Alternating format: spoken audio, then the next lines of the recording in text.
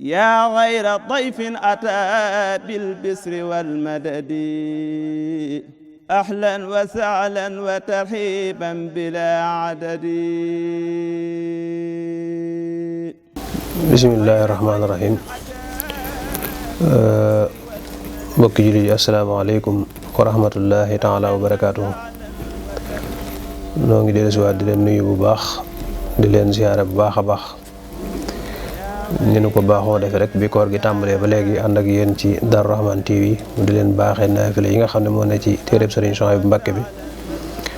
nu dellusiwaat tey di leen indil naafila guddi gi nga xam ne moom la ñu dëgmal mooy guddi gi ñaar fukki fan ak juróom-ñeent.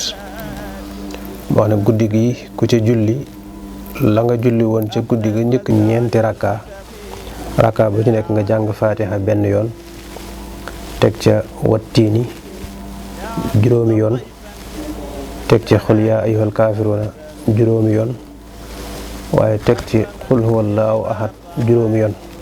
kon ñetti saar yooyu ngay jàng ginnaaw boo jàngee faatiha mooy wattiini xul yaa ayyuhal kaafiruuna ak xul huwallaahu lu ci ne nga jàng ko juróomi yoon.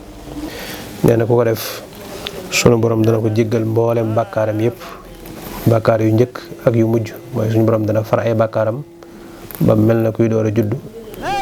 dana li des ci ak dundam itam lépp lu mu ci defar ci bàkkaar suñu borom dana ko jéggal. kon loolu mooy njëriñ yi nga xam ne moom la naafila googu làmboo muy naafila gi ñu def ci guddi gii nga xam ne moom la ñu dëgmal.